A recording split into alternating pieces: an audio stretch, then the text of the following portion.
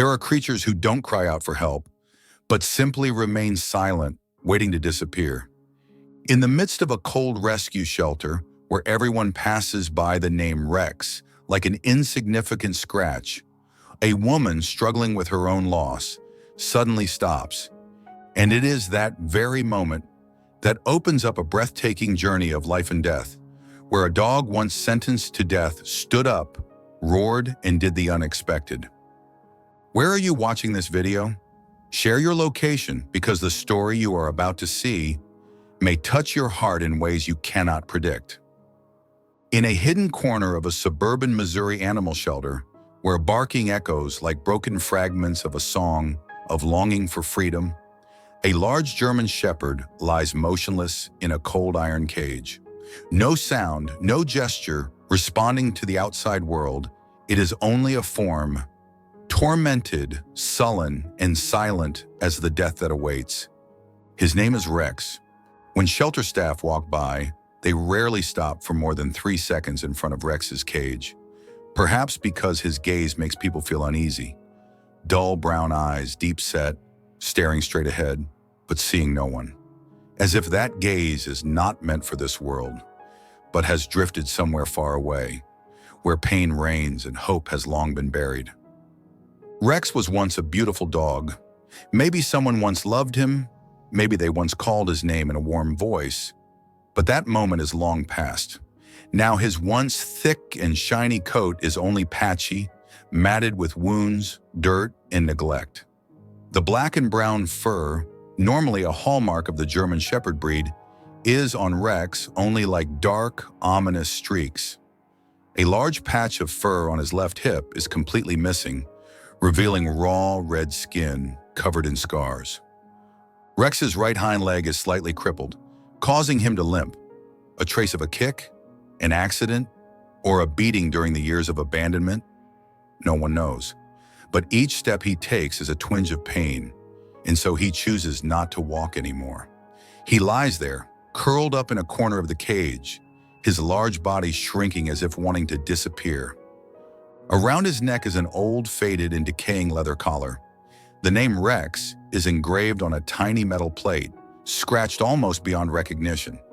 It's the only remaining sign of a life that was once called by a name. Now he is just a number on a file. Case number 147, large breed dog, estimated 5 years old, unfriendly, difficult to adopt. Rex doesn't bark, doesn't whine, doesn't wag his tail. He doesn't try to attract attention like the other dogs, not even a reach towards the bars. Every day, visitors to the shelter walk past Rex's cage. No one stops. A large, shaggy dog, seemingly ferocious with matted fur and a cold gaze. Who would want to adopt such a creature? While other dogs jump up, barking as if begging for a glimmer of hope, Rex remains lying there, his empty gaze fixed on the cold cement floor. Even when the staff brings food, he doesn't rush to it as he once did. He eats, but without apparent appetite, as if survival is merely a final reflex before he is released. One afternoon, when a little girl came with her family to choose a dog, Rex accidentally stood up, perhaps because the child's clear laughter reminded him of a distant memory. But after taking just a few steps, his painful leg buckled, and he let out a very soft whimper, like the wind whistling through a crack in the door. No one heard. The little girl looked over, but only saw a large, scary dog lying flat. They chose a golden, curly-haired puppy with bright, energetic eyes. Rex, as always, was forgotten. Time passed day by day, week by week. Rex gradually lost the sense of his own existence. In his mind, there was no longer a concept of day and night. There was only cold and silence. A silence so profound that even the sound of his own heartbeat became alien. Evenings at the animal shelter are always quiet and gloomy. When the staff has all gone home, when the hallway lights dim, when the dogs begin to howl their indeterminate sad songs, Rex remains silent, not joining in, not responding. His silence is like a large tear in the curtain of sound, plunging the space into a heavy sadness. People call this psychological death phenomenon in abandoned dogs, when they no longer resist, no longer react, and only wait for the day they are taken away, an injection, a peaceful but cold end. And that day is coming soon. Rex's file has been forwarded to the management office. No adopters, no progress, unsuitable for integration. They no longer have enough cages for two difficult cases like Rex. The new dogs arriving, smaller, cuter, more energetic, need space. And creatures like Rex, though they have never done anything wrong, must leave. One late evening, the east wind sweeps through the cracks in the doors, bringing with it a bone-chilling cold. Rex lies shivering, trying to curl up closer to the corner of the cage. His head rests on his front paws, eyes half closed but unable to sleep. Suddenly, he lets out a very soft whimper. Not a call, not a reaction. Just a sound so sad that it dissolves into the air, like a final breath of hope. No one hears. But if someone were accidentally standing nearby, perhaps they would sense that, in that fragile sound, was the soul of a creature bidding farewell to the world. No one asks about Rex's past. No one wants to know if he was ever loved, how he was beaten, or what he went through during those months of being chained in a vacant lot. No one notices his ears drooping from fear, not from sleepiness. No one looks closely at those eyes, not fierce, but hurt so deeply that he has lost the ability to feel. In the shelter, perhaps only Rex has truly given up. And when the clock in the office strikes Monday, the day to carry out the farewell procedure for unadopted cases, a pitiful soul still lies there, waiting. No resistance, no fear, just waiting for the end. The city of St. Louis is colder than usual at night. The streetlights cast a pale yellow glow on the empty sidewalks, draping a gloomy veil over the cars parked along the curb. On the third floor of an old apartment building, Sarah Carter sits curled up on an armchair, wrapped tightly in a thin wool blanket, her gaze lost among the brightly lit screen of her phone in the nearly dark room. The apartment, already small, now feels too spacious, not because of a lack of furniture, but because of a lack of something important: warmth. The warmth of someone who used to call her name, who used to remind her to eat on time, who used to leave little notes stuck on the refrigerator with soft handwriting. "Remember to dress warmly, honey. Mom loves you." That person was gone. Sarah's mother passed away suddenly after a stroke. No last words, no final hug. Sarah only received a call from the hospital, brief, cold, and shattering. From that day on, Sarah lived like a shadow. She went to work, still cared for animals as usual, still smiled faintly at customers, but the light in her eyes was gone. Tonight, like every other night, Sarah can't sleep. She hugs the old pillow that still carries her mother's scent, holding her phone and scrolling aimlessly, not searching for anything specific, simply trying to forget the emptiness that is eating away at her heart hour by hour. Then suddenly, she stops. A picture appears in her newsfeed. No color, no editing, just a blurry, grainy photo, perhaps taken hastily with a phone.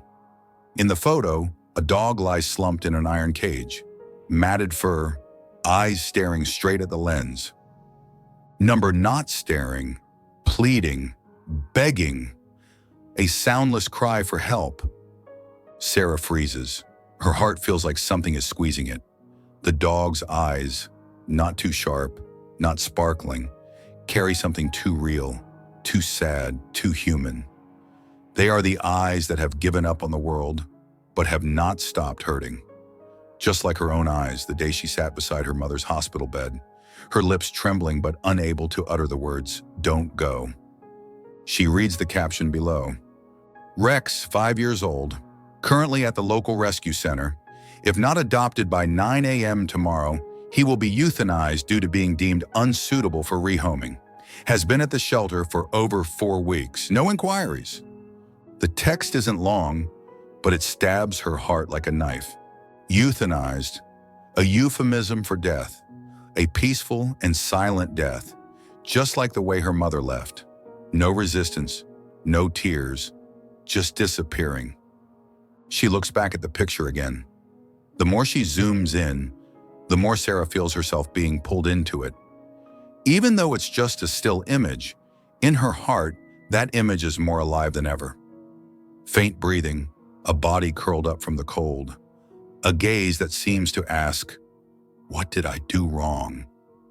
Sarah starts to cry.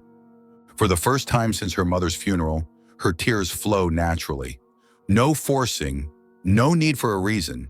She cries for Rex, cries for herself, cries for the helplessness in the face of things that cannot be saved.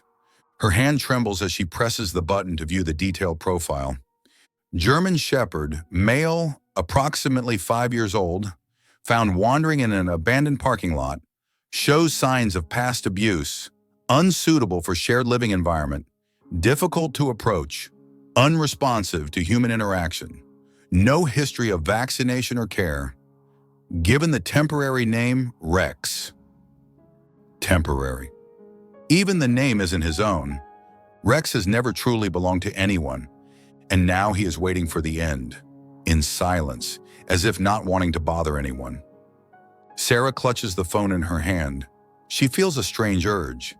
It doesn't come from reason, nor from pity. It is a deep empathy between two souls who have lost too much but still retain a spark of life. She whispers in her throat, almost unconsciously, "You don't have anyone either, do you?" She touches the screen, trembling. Only a few hours left. Sarah quickly switches to the animal shelter's contact section. It's almost 11 p.m. No one answers. Just the answering machine, long and mechanical. She takes a deep breath, tears still flowing, but her voice on the phone is more determined than even she imagined. "Hello, this is Sarah Carter. I saw the post about Rex. I know it's late, but please don't do anything to him until I get there. I'll be there as soon as possible. Please, just one chance." After sending the message, Sarah sits silently. Her heart is pounding, but not from panic. It's because for the first time in many weeks, she feels like she's doing something right. She jumps up from the chair, grabs an old backpack from the closet. She stuffs in an old leash, a collapsible water bowl, a towel, and then hesitates. On the bedside shelf is an old gray stuffed bear, a gift from her mother for her 9th birthday. It used to be her only friend when she was bullied at school. Now it's the only thing she has left from the past. She wraps it in a scarf, places it at the bottom of the backpack. Maybe he needs a friend more than I do. Outside, the wind begins to pick up. The snow falls heavier, but in Sarah's heart, a small flame is igniting, enough to warm herself for the first time after a string of cold days. That night, Sarah doesn't sleep. She just lies on her side, eyes wide open in the darkness, listening to every tick-tock of the wall clock. Every minute that passes is a strong heartbeat, not for herself, but for a life waiting for the end. The St. Louis sky hasn't yet changed color when Sarah Carter leaves her house. The road is still damp with the night's dew, droplets lingering on the windshield, rolling slowly like lingering tears. Sarah sits behind the wheel, leaning close to the steering wheel, as if the shorter the distance between her and her destination, the less her heart will ache. From a fitful sleep throughout the night, she jumped up when the clock struck 5:15 a.m. She didn't shower, didn't put on makeup, just washed her face with cold water, put on the jacket her mother left behind, and the old shoes she used to wear on winter mornings to the cemetery, where her mother now rests in peace. But today, Sarah isn't going to the cemetery. Today, she's going to meet a creature also at the end of its life, the city animal shelter, the pending processing area. Processing. A word that sounds cold as ice, but is often used to describe animals that no one chooses. Sarah doesn't know what she's doing, but she knows if she doesn't show up this morning, someone will take Rex away, place him on a cold steel table, gently hold him, and then inject a drug into his vein.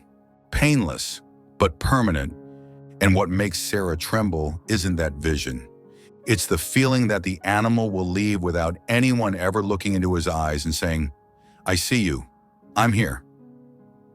The St. Louis Animal Recovery Shelter is located on the outskirts of the city, behind a vacant lot and an abandoned warehouse. The rectangular building of gray brick is unremarkable, with only a rusty iron sign, St. Louis Animal Recovery Shelter. Sarah stops her car in front of the gate at 6:47 a.m. It's still very dark. The wind howls through the wire fences, carrying a chill that seems to penetrate her very bones. She steps out of the car, clutching her crossbody bag. Inside are all the things she could think of in a few hours: an old blanket, a leash, dry food, and her mother's stuffed bear. She's not going to rescue anyone. She's just going to meet a gaze. The shelter door opens at 7:01 a.m. The woman who steps out is tall, with graying hair, her face etched with the hard lines of someone who has seen too much fall into despair. "You're Sarah?" Sarah nods, offering her cold hand to shake. The woman grips it lightly, then says, "Lisa Monroe, shelter manager." Lisa leads her through the front lobby, where only a few cats in cages silently glance at them. No greetings, no sounds.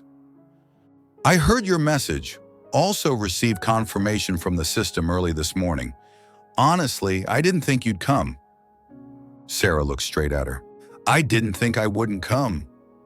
Lisa gives a slight smirk. Not a smile, just the reaction of someone too familiar with empty promises. "Before I take you to Rex, I need to be clear about a few things." They stop in front of a metal door leading to the kennel area.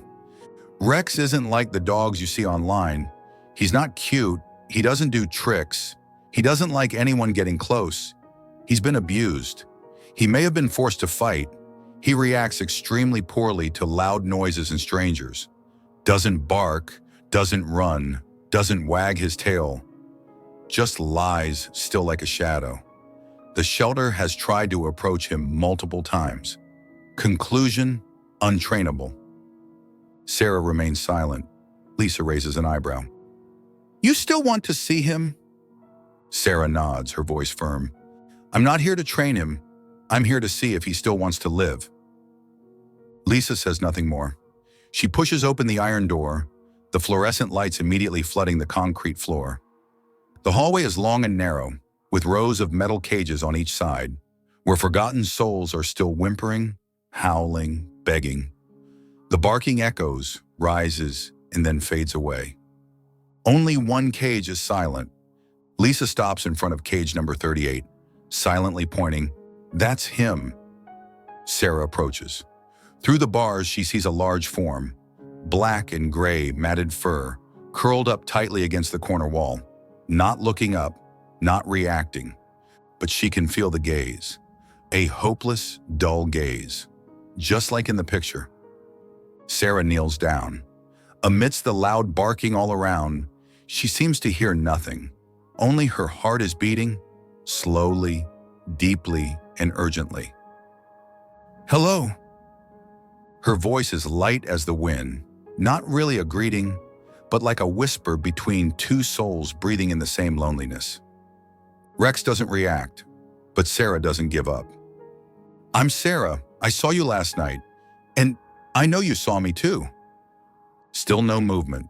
Sarah brings her hand closer to the bars, not reaching in, just placing her open hand, palm facing the creature curled up in the dark corner. "I'm not forcing you to trust me, but if you want to, I'm here." And then Rex flinches violently. He struggles to his feet, his body trembling, retreating backwards as if electrocuted. Then he urinates on the floor.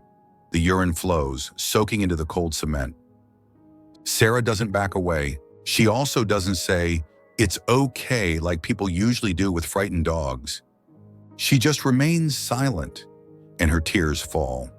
Not from fear, not from surprise, but from pain.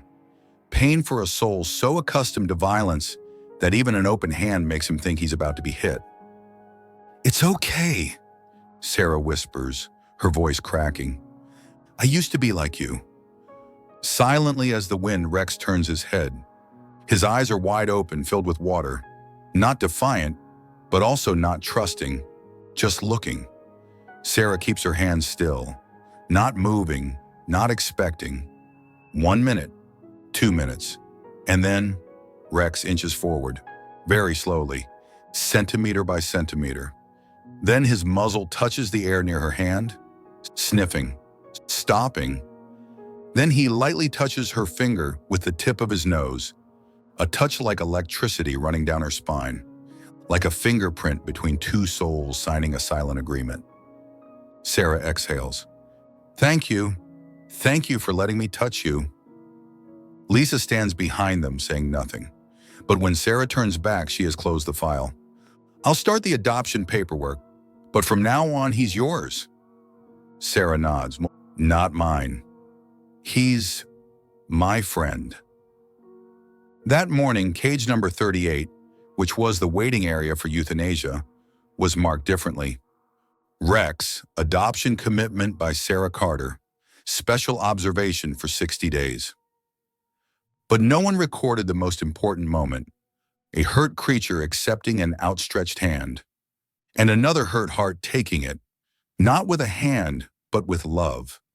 The car slowly leaves the rescue center in the pale early morning sunlight. The air outside still carries the chill of the previous night, early morning dew clinging to the windshield in blurry streaks that the wipers can't completely clear. Inside the car, there's no music, no talking. Only the sound of the tires on the road and the faint breathing of the creature lying curled up in the back seat. Rex lies on the quilt that Sarah prepared the night before. That blanket was once used by her mother during cold winter days, still faintly scented with cinnamon, ginger tea, and something very personal. A touch of affection that she can't quite name. She chose that blanket not because it was thick or beautiful, but because she hoped if anything could make a hurt soul feel warmer, it would be something associated with the memory of love. Rex doesn't look directly at her through the rearview mirror, but he knows she's there.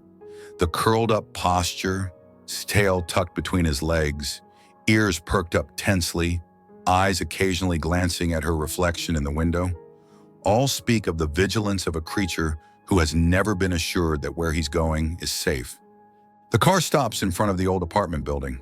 Sarah's small apartment is on the 3rd floor in a building without an elevator, with old-fashioned tiles faded by countless rainy and sunny seasons. She opens the car door, steps out first, gently walks around to the back, and opens the door to the seat where Rex is lying. He doesn't move, eyes open, legs drawn up, breathing heavily, a soft growl in his throat. Not aggression, but a reflex to protect himself from the unpredictable. Sarah doesn't rush. She sits down on the nearby step, saying nothing. She removes the leash, placing it gently in her palm. After a moment, Rex slowly sticks his head out, sniffing the air, his eyes scanning every detail around. The steps, the wooden door, the sound of birdsong in the distance, the sound of cars driving along the small street below. When he steps out of the car, Sarah almost can't breathe. Not from fear, but from emotion. Rex's first steps are unsteady, limping because his hind leg injury hasn't fully healed. Each step is a moment he looks up at her as if to ask, "Can I keep going?" She doesn't answer with words. She just walks ahead, slowly and close enough that if he wants to stop, she can still turn back in time. When they reach the stairs, Rex hesitates. Sarah doesn't pull the leash, nor does she say up. She just steps up one step, then stops. After a moment, Rex lifts his leg and places it on the first step, pauses for a few seconds, then the second step. Like that, step by step, he climbs with her, carrying a fragile trust and a constant worry. The apartment door opens. The room is small but tidy, natural light flooding in from the large window next to the sofa. The wooden floor is clean, smelling of peppermint essential oil. Near the corner of the room, Sarah has already placed a soft mat, on top of which is the worn gray stuffed bear, with one ear torn and sewn back on with white thread, a relic of childhood and memory. When entering the room, Rex doesn't run around like dogs often do. He walks around, each step hesitant, eyes scanning the space, ears drooping. He sniffs each table leg, each corner of the wall, then looks up at the wall clock as if the ticking sound also scares him. When he passes the mat, he pauses, sniffs, stands still, then turns away. And finally, he chooses to lie right next to the entrance door, back against the wall, head lowered, eyes following Sarah without leaving. Sarah observes all of Rex's behavior without reacting. She doesn't call him closer, doesn't reach out to stroke his head, doesn't use treats to lure him. She knows trust doesn't come from quick actions. It's a process, long, slow, and needing time for old wounds to heal. She sits down on the floor, not far from Rex. Her hand holds an old book, the cover wrinkled and faded. It's To Kill a Mockingbird, which her mother used to read to her when she was little. She opens the first page, reading in a steady voice, not high, not low, like the gentle wind whispering through the window frame. Rex remains still, but his eyes are less tense. Occasionally he glances at her, then looks away again. He doesn't know words, doesn't understand the language, but perhaps he senses a kind of rhythm in her voice, like a heartbeat, steady and real. The afternoon passes quietly. The sun casts a pale orange light into the room. Sarah continues to read, occasionally stopping to breathe, to smile at the passages she remembers her mother laughing at when she heard them. Rex begins to close his eyes for a few minutes, then opens them. He's not sleeping deeply, but he's more relaxed. On the first night, Sarah leaves the bedroom door ajar. She doesn't expect Rex to walk in, much less expect him to sleep next to her. But she wants him to know that the door is always open, and if he needs her, she's right there.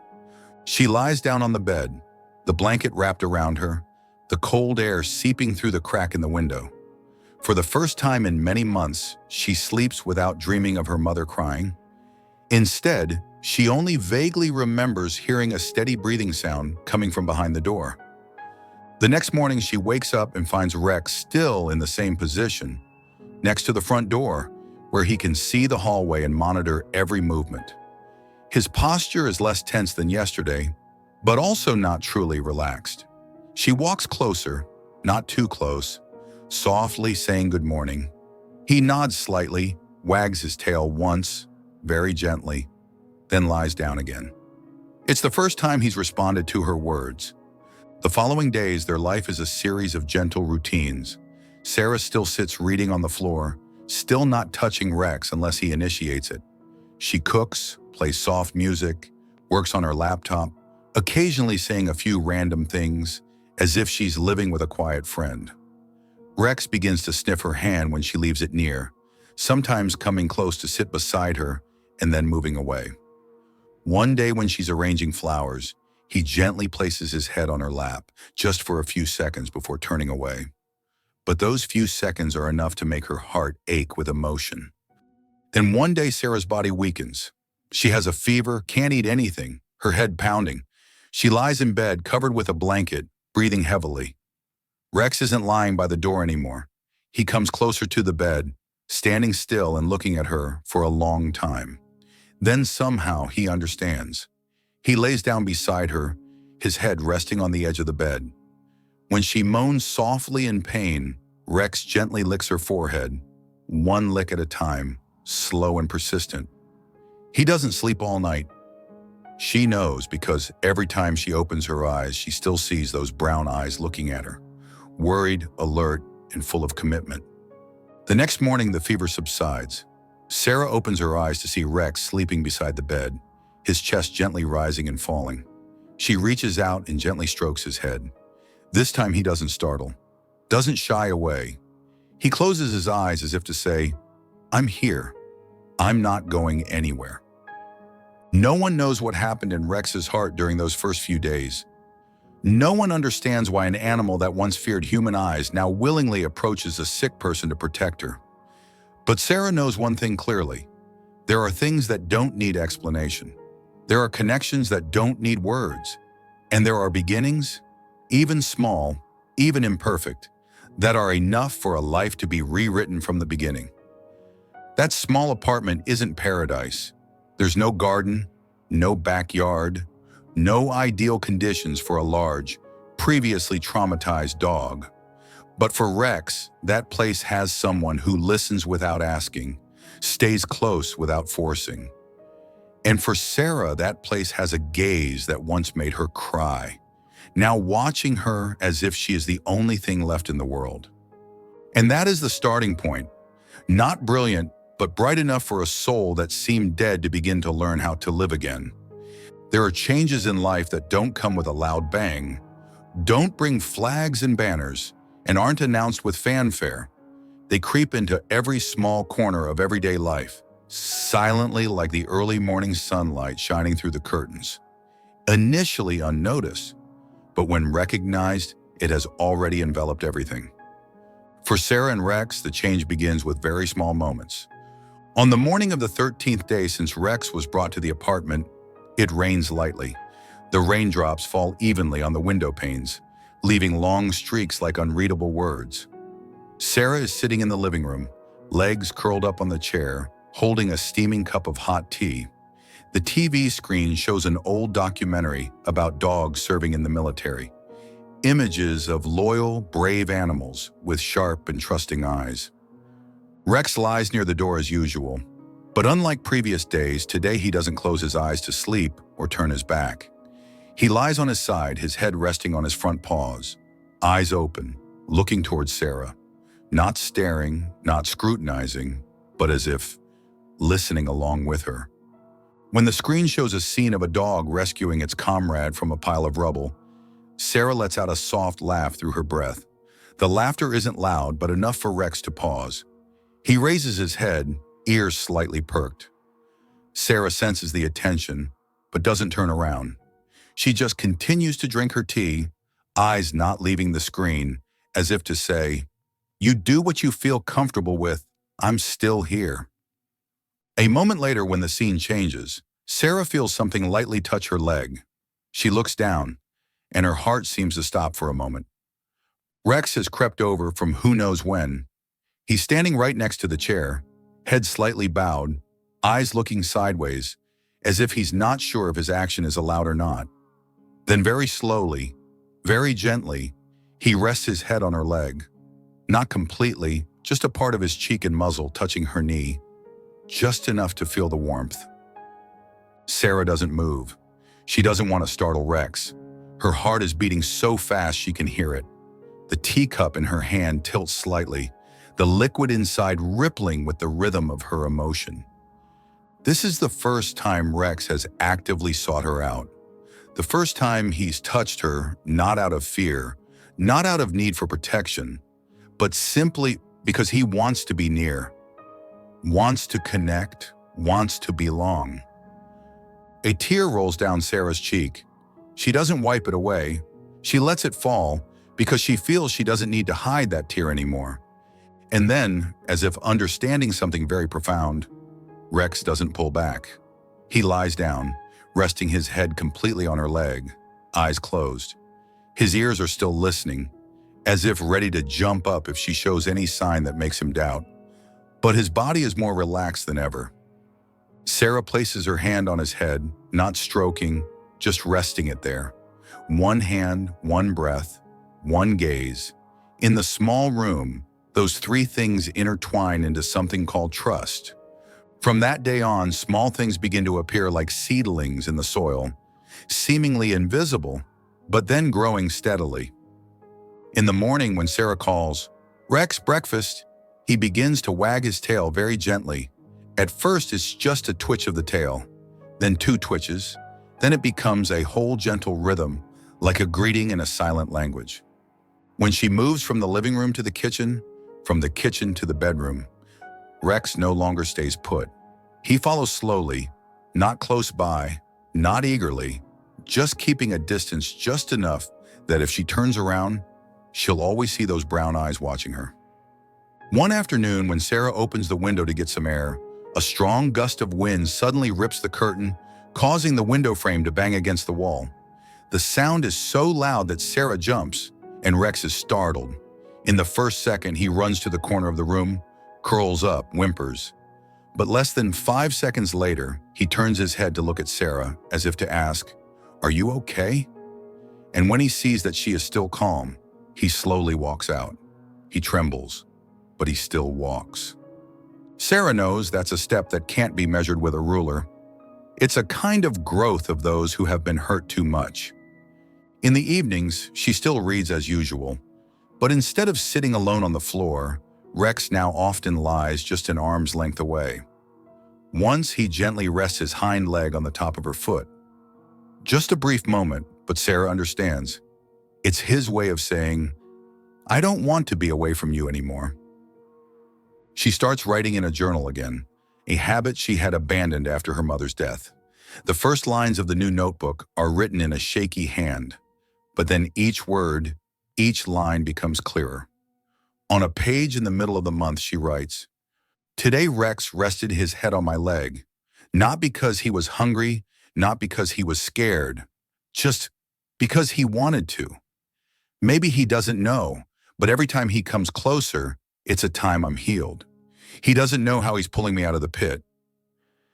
And just like those lines, little by little, Rex is pulling Sarah out of the darkness.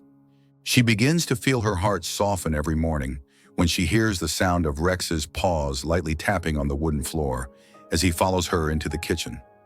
She begins to smile when she sees him burrow his head into the corner of the blanket whenever it rains. She feels like she's no longer alone, but living with a being who knows how to listen, how to observe, and how to love in his own way. Love is never a sudden, overwhelming flood. Love is the gentle touches, the hesitant gazes, the act of walking from one room to another just to make sure I'm not left behind. And Rex brought that kind of love into Sarah's life, step by step, slow but deep, like an underground stream seeping through every crack in her soul. One rainy afternoon, when Sarah opens the window to breathe, she suddenly realizes the smell of the room has changed. It's no longer just the scent of peppermint essential oil that she usually sprays, or the smell of old paper from the books on the shelf. Now it has something else, more pungent, warmer, the smell of life, the smell of presence, and in her heart too. The emptiness has begun to take shape, has a breath, has gentle tail wags in the quiet afternoons. Love takes time, and love has begun to sprout. The February evening passes peacefully as usual, the sky as black as velvet and not a single star visible.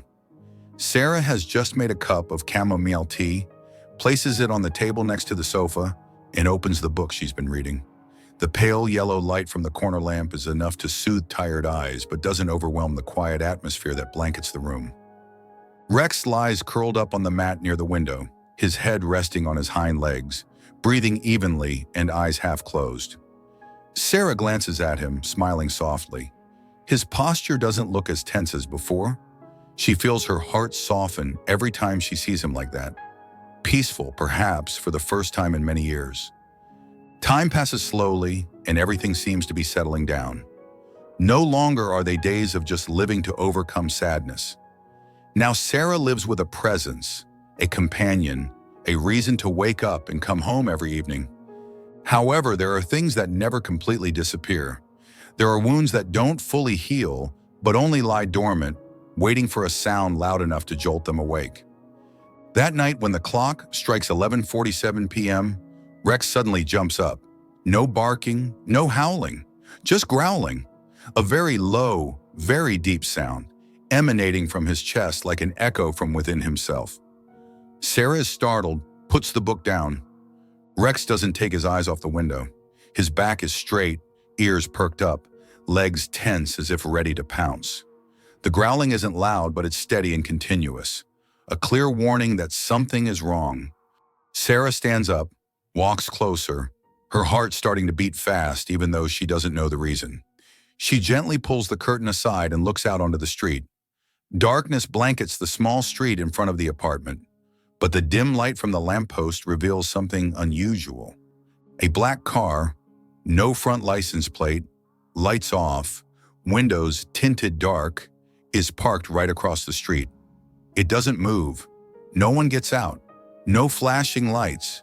No engine noise. Just lying there like a shadow watching. Sarah feels a chill run down her spine. She gently lowers the curtain, takes a step back. The room is no longer a haven like it was a few minutes ago. It becomes eerily silent, with only the sound of Rex's growling and her own racing heartbeat. Rex doesn't take his eyes off the window. His eyes are wide open, pupils constricted, nose twitching. His body trembles slightly, not from cold, but from fear or extreme vigilance. Sarah sits down on the floor, pulling Rex closer. It takes him a long time to turn his head. When his eyes meet hers, she sees something very old in them.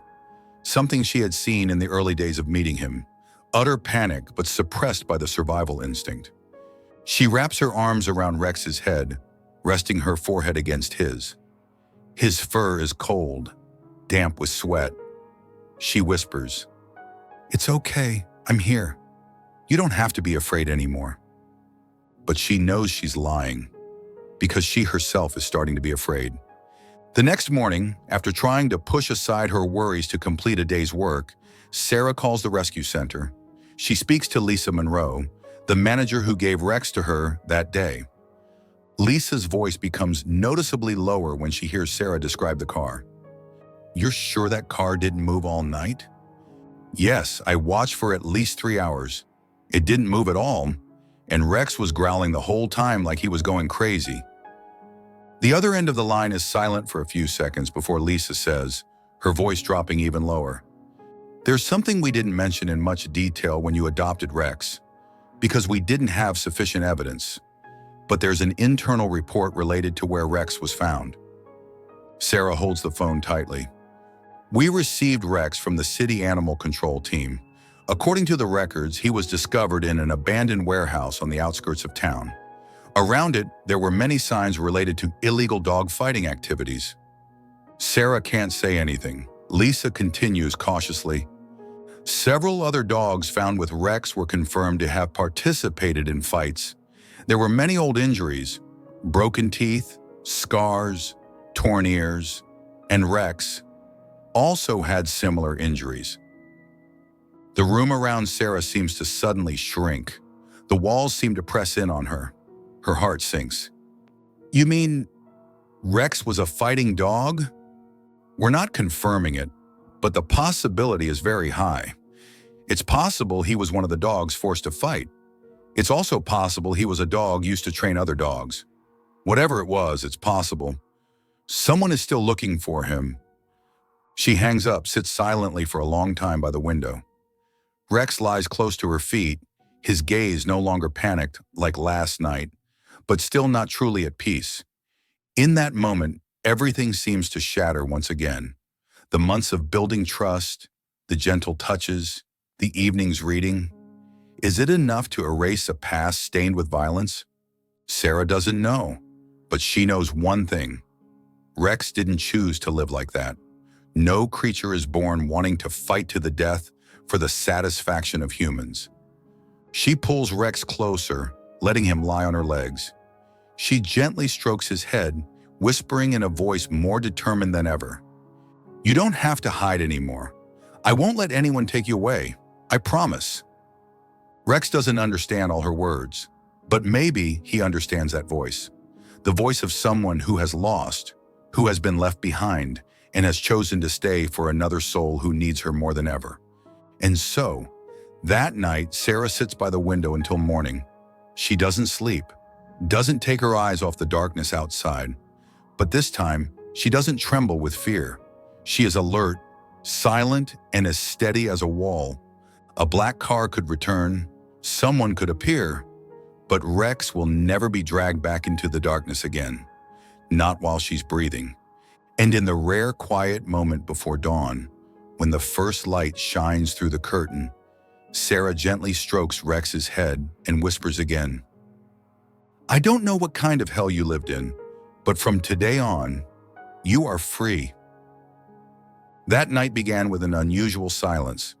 No distant car horns from the main street, no cat cries or wind whistling through the window cracks as usual. The air in Sarah's apartment is so still that every small movement echoes. Sarah has just finished cleaning up a late dinner. A long day at the clinic has left her aching all over. She walks into the living room, leans back on the chair, closes her eyes for a few seconds, then glances over at Rex. He's still lying on the old mat under the window, the place that has become Rex's spot over the past 2 weeks. But unlike regular evenings, today his eyes aren't drooping. He's not dreamily listening to her voice reading. Today Rex's eyes are wide open, tense and bright, his pupils constricted. His ears are perked up. His entire body seems to be holding an underground current of electricity, silent but extremely intense. Sarah notices the unusual behavior. She puts the teacup down on the table, stands up, walks closer. "Rex?" He doesn't turn around. Instead, his gaze is fixed on the front door. Sarah swallows hard. Her heart starts beating fast. She approaches, puts her ear to the door, but hears nothing but her own heartbeat. Just as she steps back, about to tell Rex to calm down, the sound of metal against the doorknob rings out, very lightly, but enough to freeze her in an instant. Rex jumps up. This time he doesn't just growl, he roars, the sound echoing from his chest like thunder tearing through the small apartment. Sarah runs towards the phone on the table. She hasn't even picked it up when the front door bursts open. A strong force from outside pushes the safety latch open. A figure with a covered head rushes in. A scream shatters in Sarah's throat. She uses all her strength to push the door back, but the opponent is stronger, taller, and doesn't hesitate to use violence. A strong push sends her falling backwards to the floor, her back hitting the edge of the table hard. Pain shoots straight from her spine to her brain. She gasps, her vision blurring. Rex roars loudly, barks, then lunges. The intruder hasn't had time to close the door when a mass of fur weighing nearly 40 kilograms flies at him like a whirlwind. Rex doesn't howl like a wild dog. He growls in bursts, the barking sound directed straight at the person trying to cross the threshold. His teeth are bared, his eyes like hot steel. The stranger raises his arm to push him away, but Rex lunges straight at the man's arm, biting down hard. A scream of pain rings out, blood spurting from the sleeve of his jacket, staining the carpet. The man stumbles back, flailing his arm, but Rex doesn't let go. He tenses up, holding the man's entire large body, preventing him from taking another step. The man struggles, kicking at Rex's side, but he only growls more fiercely, each sound echoing from a chain past. Sarah crawls on the floor, her hand trembling as she reaches for the phone. Her vision is blurry, her ears ringing, but her fingertips still manage to dial 3 familiar numbers. 911. "There's an intruder. Please come quickly. I'm injured. There's a dog. He's protecting me." Her voice breaks at the end of the sentence. She hears the dispatcher's reassuring voice, but she can no longer distinguish the words. All the sounds to her now are barking, screams, and blood dripping drop by drop onto the floor. Rex finally releases his grip when the stranger stumbles back, rushing toward the stairs, blood flowing with each step. Sarah watches him run out of sight, then the red and blue flashing lights of the police car shine through the curtains just a few minutes later. The police burst in, fully armed, but the fight is over. Sarah still sits there, her back against the table, her arm bleeding, unable to utter a word. In front of her is Rex, his entire body covered in blood, mouth still open, panting. Blood from the bite has stained his neck red, clinging to his fur. She sees him walk closer, not aggressively, no more growling, just a gaze, looking at her as if to ask, "Are you okay?" Sarah bursts into tears, tears she can no longer hold back. She hugs Rex tightly, wrapping her arms around his neck, despite the blood, despite the stench, despite all the wounds. "You chose to stay. You chose me. You Chose me." She says it between sobs, tears falling onto his blood-soaked fur, mixing with sweat and the terror that hasn't yet dissipated. But Rex doesn't leave her. He lets her hug him tightly, not moving, not trembling, as if he also needs that hug to be sure that finally he is no longer the abandoned animal. The police check, bandage Sarah's wounds, call a veterinarian for Rex, but she doesn't leave his side for a single step. She sits beside him as the vet performs first aid, disinfects the wound on his neck, and when they ask, "Is your dog aggressive?" she answers in broken breaths, "Number. He's my hero." That night, Sarah doesn't sleep. Rex doesn't either. They lie next to each other on the living room floor, among the blood stains that have been cleaned, but the smell hasn't faded. She places her hand on Rex's chest, feeling each heartbeat. He breathes evenly, tired but not anxious. One day, Sarah will tell this story to someone, maybe a child or a friend, or someone who wants to adopt an animal that has been rejected. She will say, "One night I fell, but Rex stood up." The next morning, St. Louis is still shrouded in a thin mist. No one sees what happened in the small third-floor apartment the night before, nor does anyone know that a soul once chained, once panicked, once curled up in fear, just roared to protect the only person who ever called his name with love. Sarah sits by the window, her hand wrapped around a cup of black coffee she hasn't drunk, her gaze silently looking down at the quiet street below. The bruise on her left shoulder still aches whenever she moves, but her mind no longer clings to the physical pain. She's thinking about something deeper, so deep it can't be separated from her heart. Rex, and what they both just overcame together. He's lying not far from her, still breathing slowly, still with his eyes closed, but for the first time since coming here, he's lying on his side, his back not touching the wall. An open posture, a small sign, but with the weight of an implicit promise, "Now I trust you." Sarah knows staying in this city is no longer an option. She can't continue to live every day with the feeling that someone could come back. Every night sound, every shadow on the street, every car stopping in front of the door could be the alarm bell awakening Rex's past and her own anxiety. She stands up, goes to the last closet in the bedroom, the one she hasn't opened in many months. Inside is an old map, a leather-bound notebook, and a stack of photos printed from her college days. In the middle is a picture of her with her mother standing on the porch of an old wooden house in the middle of a vast field, her grandparents' old farm in Tennessee, where her mother once said, "If one day you can't stand the city, come back here. There, the wind is quiet enough to hear yourself breathe." Sarah cries when she picks up the picture. So many years have passed, so much pain has made her forget that silent promise.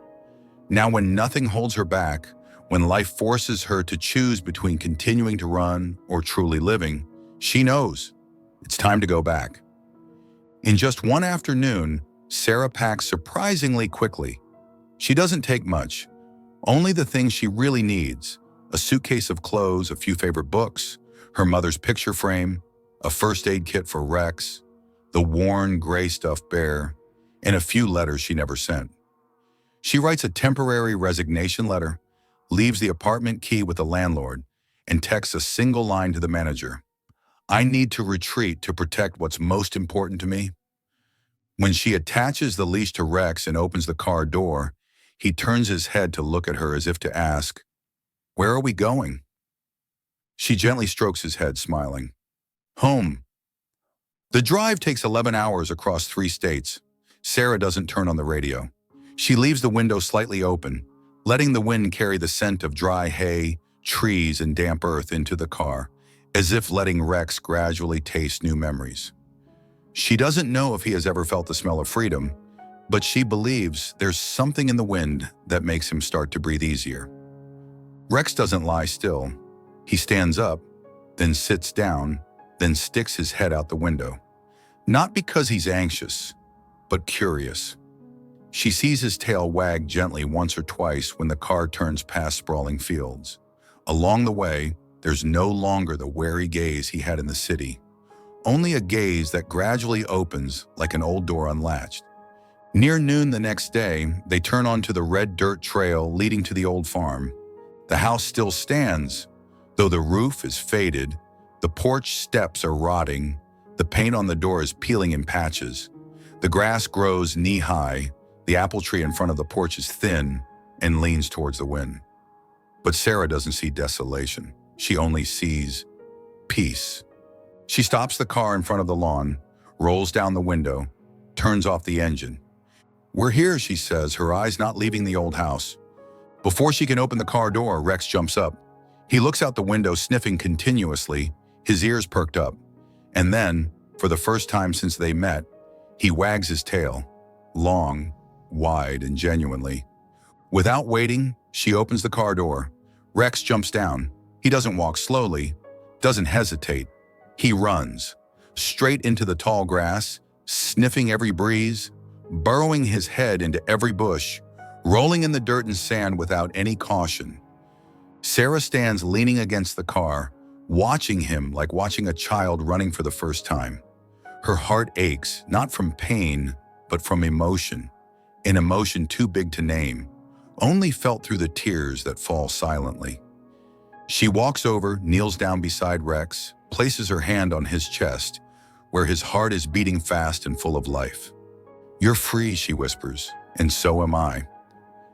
They stand there for a long time in the golden field, under a clear sky without a single cloud. No more car horns, no more iron doors, no more fear of looking back.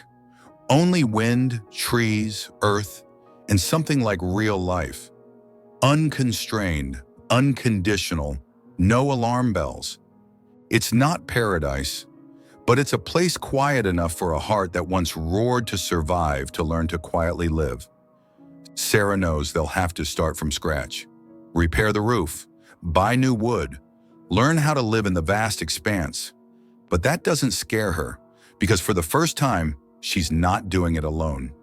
And Rex, the dog who once carried the scars of a violent past, who once growled even at a hand extended in kindness, now runs in nature, breathes the air, lets the wind blow through his shaggy fur, and barks loudly as if declaring to the world, "I'm back." The first month on the farm passes in a wondrous stillness, as if time here slows down, and space knows how to listen. No car horns, no meetings, no deadlines. Only the sound of the wind running through the meadow, the sound of the wooden door creaking when the wind blows, and sometimes Rex's soft bark every morning when the sun rises. Sarah begins to wake up without an alarm clock. She makes coffee, walks barefoot on the cool wooden floor, throws open the windows to let the light flood into the still cluttered room. Rex has become accustomed to the atmosphere here, as if he was born among the grassy hills, not from a dark iron cage. She hasn't returned to work, but every day she sits at the computer, opens a new blog page and starts writing, initially just to record the small things. The day Rex first barked loudly, the first time he chased butterflies, the first time he lay rolling in the sun without startling. Then she writes more, about the journey they've taken, about the rescue center, about the terrifying night, about the moment Rex chose to stay instead of running away.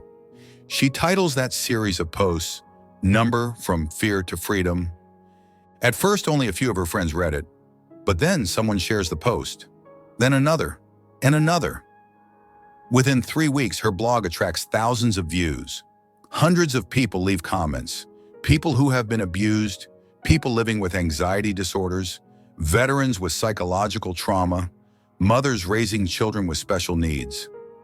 All of them say one thing: they see themselves in Rex's journey.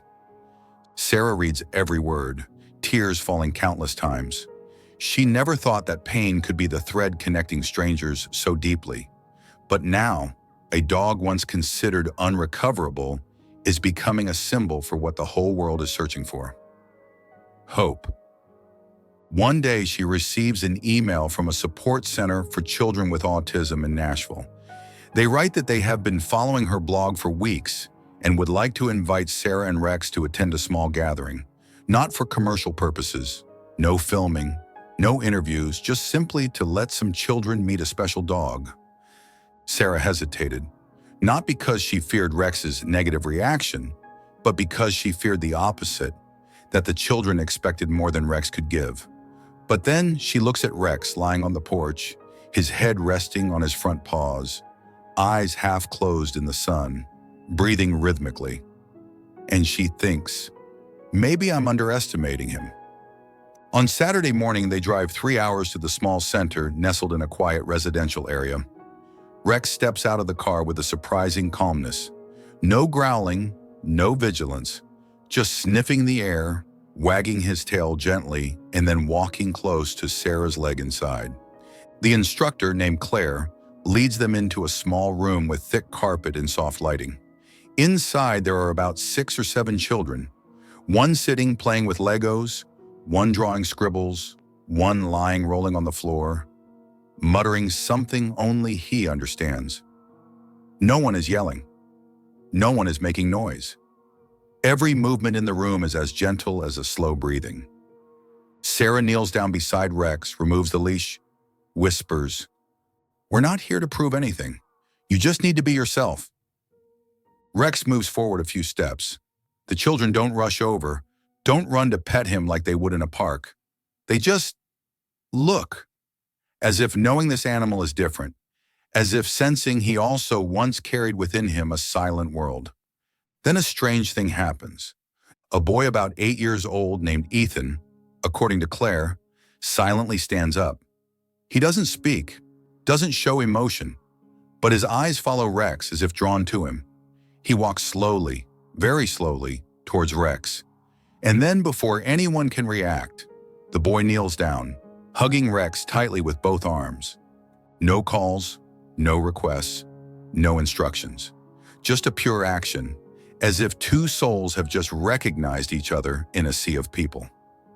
Ethan starts to cry, not aloud, not screaming, just tears streaming down his small face, falling onto Rex's back, soaking into the thick, warm fur.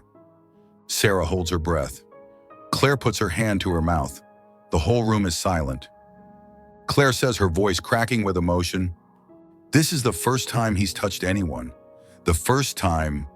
Sarah doesn't know what she's feeling. All the emotions are too big, too overwhelming. She looks at Rex. He's not reacting strongly.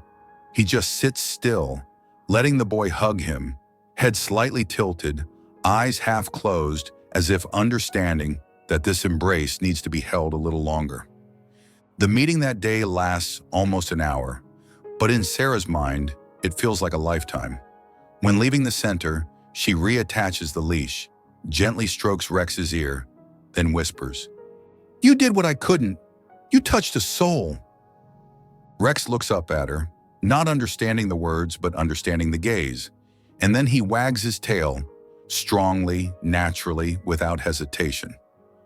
On the way back, Sarah cries in the car, not because she's sad, not because she's scared, but because for the first time in her life, she feels one thing very clearly. They have found a reason to exist. She was once the one who rescued Rex, but it is Rex who is healing her, and all those who thought they could never feel love again. Late that afternoon, the April sunlight falls on the land where Sarah and Rex have lived for almost half a year. The sun seems to soften as it touches the edge of the field, covering the old grass with a soft, golden color. The wind blows gently, enough to rustle the old leaves on the ancient oak tree next to the wooden house, where Sarah and her mother used to sit, drink tea, and dream of a life without car horns or the shadows of crowded streets. Rex lies stretched out under the shade of that tree, his head resting on Sarah's leg, his tongue lolling out, breathing evenly. His thick black and gray fur is now clean, smooth, and smells of sunshine.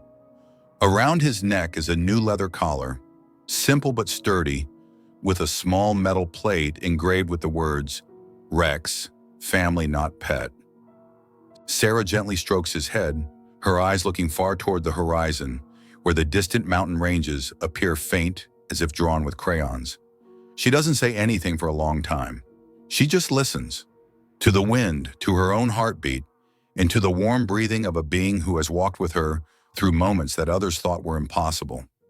Then she lowers her head, rests her forehead against Rex's forehead, whispers, "You're no longer the abandoned dog. You're my family." There's no bark in response, no dramatic action, only a slow, deep, and peaceful gaze. The gaze of a soul once hurt, now having learned to forgive the world. Rex sighs softly, a light breath, as if to answer that he understands. He doesn't need to be saved anymore, because now he has been chosen, loved, not because he's useful, not because he's cute, but because he is himself. The camera, if someone were to film this scene, would only need to pan slowly from Sarah's hands resting on Rex's back, then to her face pressed against his thick, warm fur. And finally stop at Rex's eyes, open deep, no longer wary, only peaceful, as if those eyes are saying, "Thank you for not leaving me." The world doesn't know everything Rex has endured. No one knows exactly how many fights, how many cold nights, how many times he was starved, beaten, dragged away from a place called home, even if only temporarily. But this world, through Sarah's story, has learned that survival is instinct, but healing is a choice. The blog number From Fear to Freedom is now not only a place where Sarah recounts her and Rex's journey, it has become a community where people who have been hurt, who have lost faith, find each other. They share stories about abandoned dogs, about an autistic adopted child who learned to hug for the first time, about a 60-year-old man living alone after losing his wife, who found meaning in rescuing a cat with a missing leg. Rex, though he can't write, can't speak, has become a symbol of second chances, a symbol that no one is too late to be loved. A local newspaper once wrote about Sarah, the girl who healed a dog. But those who actually read the blog know the truer story is a dog who helped a girl live again. The evening settles. Sarah and Rex are still sitting under the tree, not rushing to go inside. No one needs to turn on the lights. No one needs to close the door. Because they have reached a place where, in both their hearts, all the doors have been open. The journey doesn't end. Because life isn't a movie with credits and background music. But if someone needed a closing line to write on the back cover of the book about Rex and Sarah, perhaps it would be this: family doesn't need blood, just love, and one brave choice to stay. From a forgotten dog living in darkness and fear, Rex has become a symbol of hope, of courage, and above all, of unconditional love. Rex's story isn't just about rescue, it's about choice, choosing to stay, choosing to love, and choosing to believe that every soul deserves a home. So what about you? Have you ever met a Rex in your life? A creature or person seemingly impossible to love, but who touched your heart in the most profound way? Share your story in the comments, because who knows, what you write may continue to heal someone else. If this story touched your heart, don't forget to like, share it with those who need hope, and subscribe to the channel to follow along with more touching journeys like this in the future. Thank you for staying until the end, because love always needs those who know how to listen.